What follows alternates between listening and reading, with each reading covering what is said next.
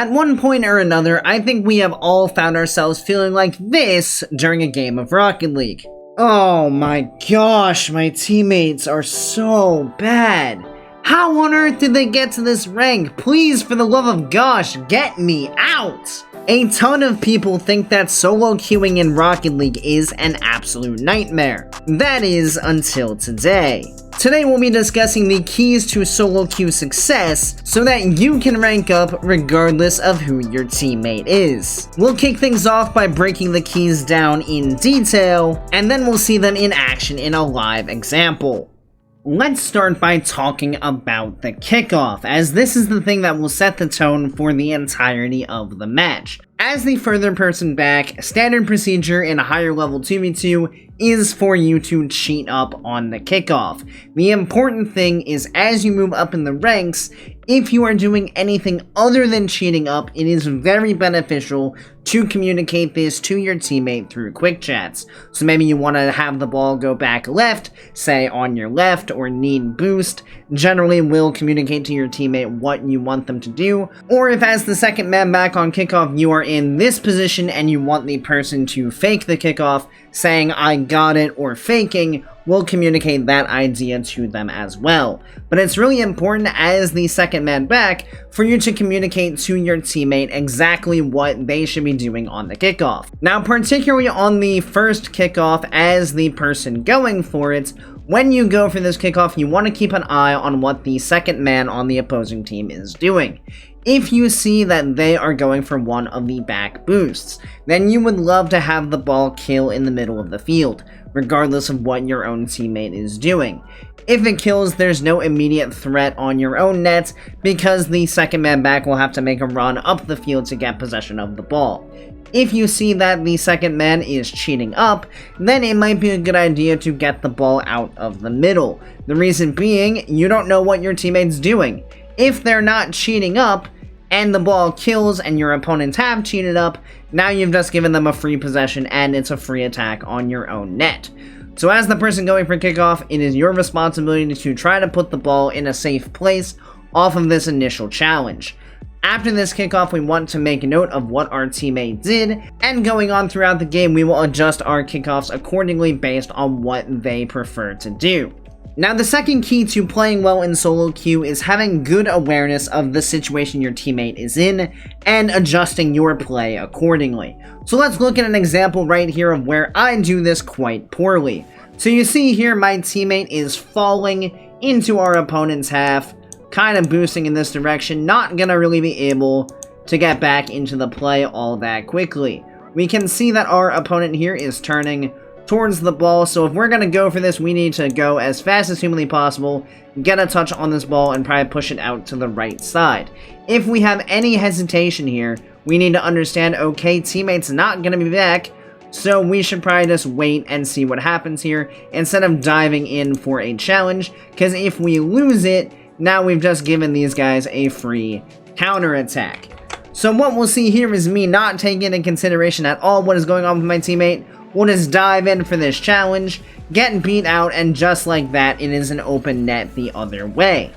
Now let's look at a quick example of when we had good teammate awareness and see what kind of difference it makes in the play. So in this instance here, we can see that our opponents are about to launch a counterattack. Both myself and my teammate will be rotating back here. So the ball gets chipped over our heads. I can see in my cams right now that Miles is flipping back with me. I don't currently know if he is also planning to go towards this ball or if he's going to rotate back to net and let me go for the ball. So as we pan forward here, we're going to continue to head towards the ball, but right now I see Miles coming into my screen out of the right side. So with that information, knowing he's cutting over, I am immediately at this point going to allow him to go for the ball.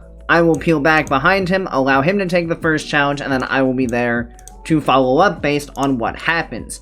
If I chose to disregard this and just rotated myself into the play as well, well, now we have a double commit. If we get beat again, it is just a free attack on a relatively open net.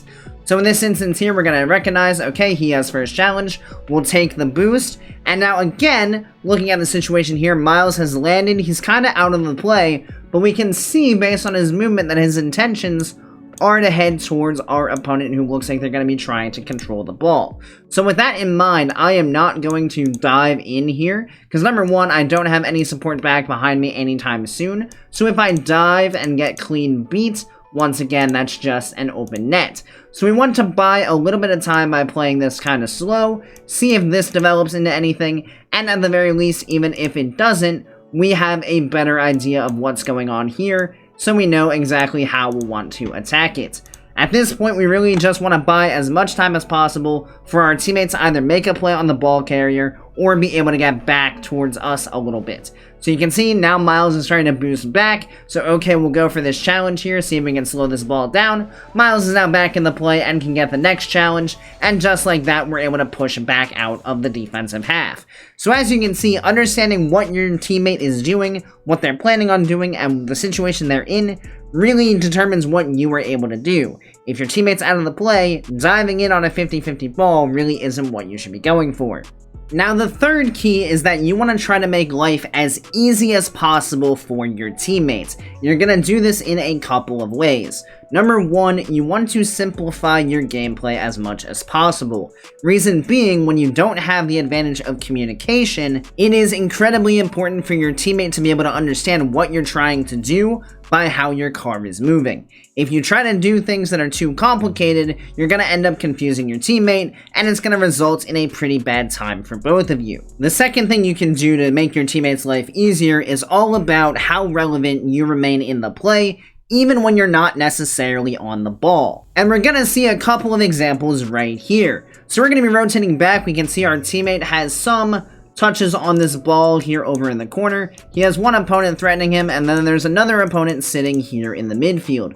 So right now we're kind of in a 2-on-1 situation as we're working our way back. Now we could just go right back to net, not really pay attention to what's going on, and we'll circle around and be ready to play the next challenge. Or we can try to make ourselves as useful as possible to make his life a lot easier as we're coming back. And one of the best ways you can do that as you're rotating is to look for players on the other team that you might be able to take out as you're coming back. So as we'll see here, we're going to take this rotation. We're going to see our opponent sitting right here in the midfield. Why, yes, we will take that demo. Fantastic. So now, okay, we have two defenders. We can see our opponents respawning way back in their own half, so we have not a whole lot of threat on our own net. We're not in the best situation defensively here, on the ground with only 36 boost with an air dribble coming at us, but what we need to do now is again make our teammates' life easier. There is very little we're going to be able to do in this situation to be able to get up to this challenge, take this guy off of it, win the ball cleanly, and be able to make a play back downfield. So if we're not really able to make a play ourselves, what we want to do is make it so that our teammate can make the play after we've forced something out from the opponent. So in this instance right here, we're going to see this air dribble. Okay, it's not much of a threat, but we're going to make sure we go up to keep this guy from doing anything insane. We get him off the ball, he loses some semblance of control, and now our teammate who's just rotated back in behind us has a completely free ball to go ahead and challenge, and just like that, an overcommit from our opponents is going to result in us getting a goal, just like that. So to make life easy for your teammates, you really want to focus on keeping your play simple, but then being as useful as possible even when you're not on the ball. Forcing your opponents off of it without taking yourself too far out of the game, demoing people as you're rotating through. Doing this will help alleviate pressure from your teammate and will allow them to play to their fullest potential. The final key to solo queue is to not get tilted. It's important to remember that everybody on the field is human. So just like you, your teammate is going to make mistakes, your teammate might have a bad game, all of these things are to be expected. But the second that you start to doubt your teammate's ability and start to get into your own head about how awful your teammate is the exact moment that you're going to stop playing for your teammate, you're going to stop trying to make their life easier, and it's just going to result in a downward spiral that ends with you losing. With all this said, we're going to go ahead and hop into a quick game of Ranked so we can see all of these ideas in action and see how you can have a successful solo queue experience. We are queuing up here in low GC2, we're around 1577 MMR or so right at the cusp of GC2, but we got Nico on the squad. So we're going to keep an eye on Mason here on this first kickoff. Mason is kind of floundering. Going to push it back. Nico, able to go for this free ball. We'll let him have it. See how he gets along. We're going to get beat to this. Teammate rotating back. Have to buy a little bit of time. We'll pop this up. Not going to push too far out of the play because we want to be in a spot to support our teammate. That's a great pop. See if we can get a block here. We can. We're going to take a second to get back. Hopefully Mason can buy us some time. Or Nico, rather. My apologies. Mason on the other team? Yes, Mason is on the other team. Okay, that makes more sense. We're not going to be able to really challenge this ball. What a block. Good job, teammate. They clear it for us. We'll go up for this. Pop it over to the side. I saw my teammate heading over there, so maybe he is there. Not quite. Force that for him. That's a great attempt at a shot. Not going to work out. Teammates rotating back, but we're going to get beat to this ball, so we'll buy a little bit of time. Then bump this guy off. Make teammates' life easier. He can go for that. Popped up. See what Nico can do. Not much. We'll jump out for this. It's going to be high, but Nico has ball control now. Over to the corner. He picks up the boost. Fantastic. Gonna have a little bit of space here. Take our time with it. Flick it out. It's fine. We're gonna secure this boost from this guy. Watch the bang coming through. We'll have save. Easy. Teammate's gonna be rotating in behind us. Just gonna force this out. It's high. Maybe force a cross for him. Teammate now has free ball. Around the last defender he goes. He's chain dashing towards it, so we'll just wait back. Have to buy time here. Teammate's not gonna be back for a second. We're good. Poking around. We can force out. Teammate should be able to make that save. Oh, we might have gone too far. What a save. Unfortunate. No, you're good, Nico. You made a great effort. Honestly, I can't blame him for thinking that was in the net. Very threatening. I thought he was going to have a save. I rotated pretty wide thinking he was going to have a clear. Partially my bad. But we will bounce back. Pick up this boost. Bang this on target. It's just in the net. You know what? Sometimes you just gotta hit the ball really hard. We noticed here that as we came around, Nico was really far out of the play. So, okay, we'll circle back in. Get a powerful shot. Kind of pinched it off the ground. And here we go. Cheating up. Not doing anything different. We can see that they are actually trying to play a back corner kickoff. We're gonna jump early to try to make life easy. It's gonna be poked high. Shot might be coming in. It's not threatening. Teammate can go first. Good control. It's going to be popped up. Trying to make a touch here. That is my bad. I just dropped it right in front of the net. Trying to make a touch that would put it into the corner. Messed it up slightly, but we're all good. Teammate looked like he was going slightly to the right, so we'll play it over there. I messed up my landing, so I'm not going to win the boost. Trying to get back now. Teammate can come in. Good block. We double committed. Should be alright. Let's make sure we get a touch on this. Good clear by teammate. Have to watch shot. I'm low boost. We're good. We got the save. Pick up a pad. Might be a free touch for Nico. He will. He'll have some space here. We'll get back behind him. Touch this forward. Nico gonna go first. Well, I should be able to get back to this. Bang it high. They messed each other up slightly. Nico coming in. Here he comes. Good shot. Let's go, Nico. Well done. Rotating out to the corner because we know there's no threat coming through. They've double committed, so we can go steal their boost. Nico then, great placement on the shot. Puts it right past him. Both the defenders facing the ball. Not much they can do about it. 2 minutes. Tied 2-2. What we like to see. I'm gonna block here. Nico's gone for the mid boost. This might be dangerous, but weak shot. Nico's back. Gonna chill it out. Nico has the dribble play going. See what he's got. Almost over the top. This is gonna bounce down. Gonna go up. Try to get in front of this guy. Easy. Force this guy out. Nico can go first. He didn't take the boost, so we will. He has block. Trying to put it on target. Couldn't get the demo. We'll get out of Nico's way so he can go first for us. Well challenged. I'm going to try to get this boost so this guy can't have it. All good. I didn't see that guy's jump, but we're fine. Nico can turn into the ball. Good. Takes time. I love that. See what he's got. We're jumping early. Just put it towards target. Make him awkward. Nico probably gets a free touch here now.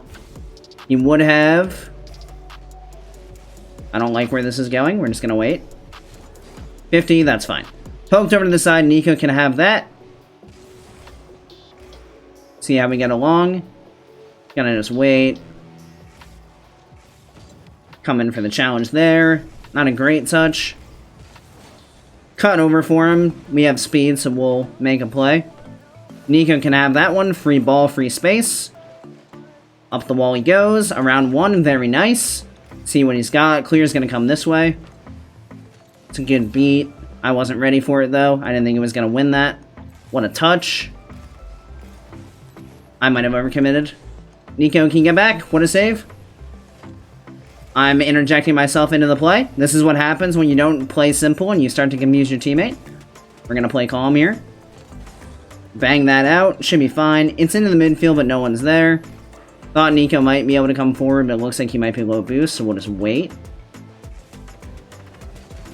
50 that out. Very good. We can get this mid boost. Watch the bang coming back. Nico will get corner.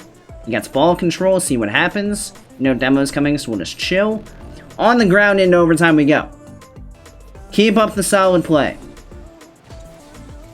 Kicked over to the side. Nico should have first say on this one. He does. It's not a great touch. We're picking up pads. I'll let him go first. He's up. He's down. He's all around. Get that out of here.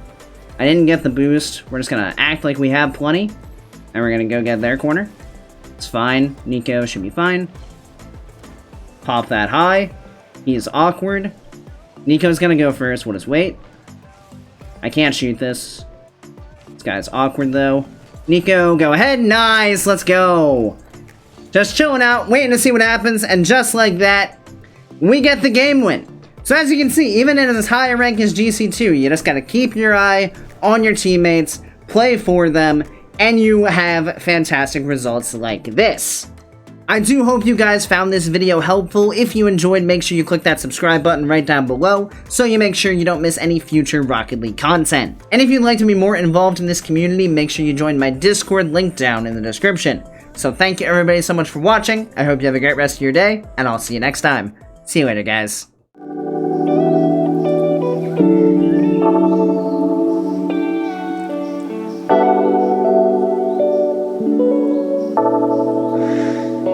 Thank you.